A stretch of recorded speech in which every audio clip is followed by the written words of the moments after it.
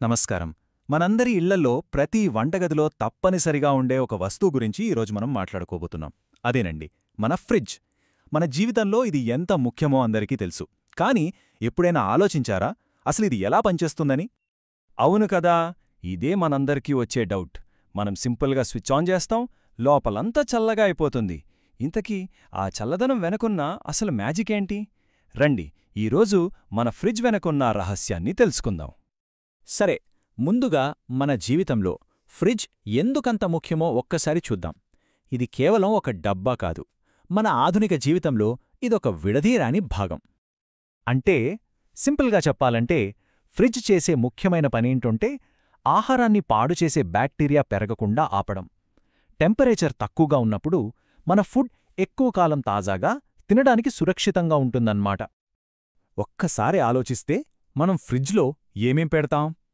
పాలు, పెరుగు, పండ్లు, కూరగాయలు, మిగిలిపోయిన భోజనం, చివరికి కొన్ని రకాల మందులు కూడా. అంటే దీని ఉపయోగం ఎంత ఉందో చూడండి. మన వంటగదికి ఇదొక నమ్మకమైన గార్డియన్ లాంటిది. సరే, ఇక అసలు మ్యాటర్కి వచ్చేద్దాం. ఈ చల్లదనం వెనుక ఉన్న సైన్స్ ఏంటి? వినడానికి ఏదో పెద్ద క్లాస్లా అనిపించొచ్చు, కాని చాలా సింపుల్గా అర్థం చేసుకోవచ్చు. ఫ్రిడ్జ్ వెనుకున్న అసలు సైన్స్ అంతా ఈ స్లైడ్లో ఉంది. ఇదంతా రిఫ్రిజిరెంట్ అనే ఒక ప్రత్యేకమైన లిక్విడ్తో నడుస్తుంది. చిన్న ఉదాహరణ చెప్తాను.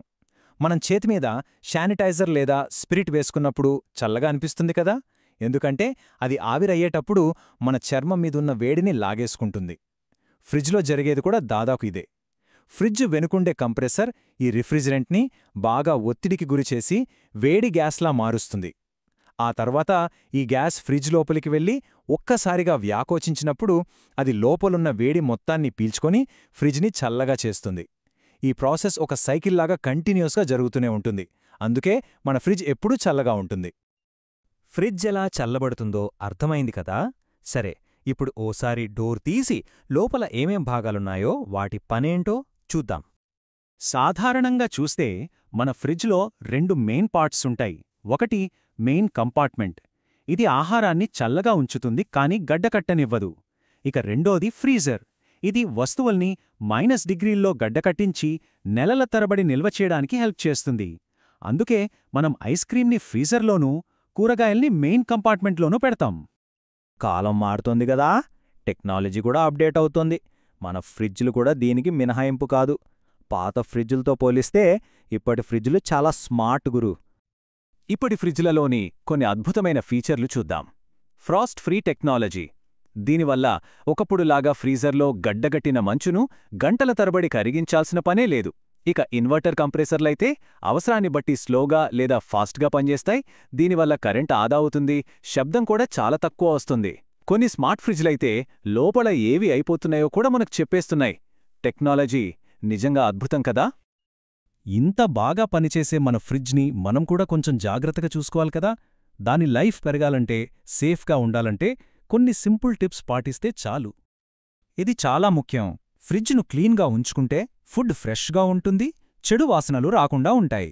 అలాగే ఎక్స్పైరీ అయిపోయినవి తీసేస్తే లోపల మనకు కావలసినంత స్పేస్ కూడా ఉంటుంది.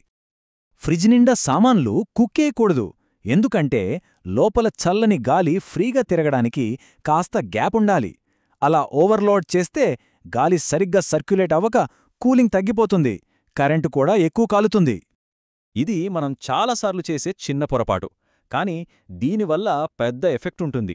డోర్ సరిగ్గా మూయకపోతే చల్లగాలి అంతా బయటకు పోతుంది. మళ్లీ లోపల చల్లబరచడానికి ఫ్రిడ్జ్ చాలా కష్టపడాలి. ఫలితంగా మన కరెంటు బిల్లు పెరుగుతుంది. ఇది ఎలక్ట్రానిక్ వస్తువు కాబట్టి సేఫ్టీ చాలా ముఖ్యం. వైరింగ్, ప్లగ్ పాయింట్లు లూజ్గా లేకుండా సేఫ్గా ఉన్నాయో లేదో అప్పుడప్పుడు చెక్ చేసుకోవాలి.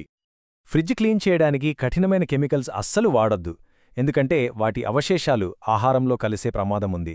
ఎప్పుడైనా సరే సురక్షితమైన క్లీనర్స్ లేదా సింపుల్గా సబ్బునీళ్లు వాడటం చాలా మంచిది.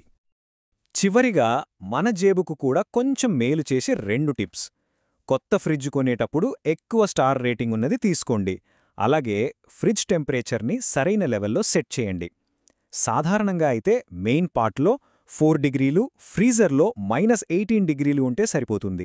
దీనివల్ల ఫుడ్ సేఫ్గా ఉంటుంది, కరెంట్ కూడా ఆదా అవుతుంది. ఇదండి మన ఫ్రిడ్జ్ కథ. దాని బేసిక్స్ నుండి దాన్ని ఎలా చూసుకోవాలో అన్నీ తెలుసుకున్నాం. అయితే కథ ఇక్కడితో అయిపోలేదు. టెక్నాలజీ ఇంత వేగంగా మారుతున్నప్పుడు భవిష్యత్తులో మన ఫ్రిడ్జ్లు ఇంకేం చేయగలవో ఊహించగలరా? అవే మన కోసం సరుకులు ఆర్డర్ చేస్తాయా? లేదా మన హెల్త్ని బట్టి రెసిపీలు సజెస్ట్ చేస్తాయా?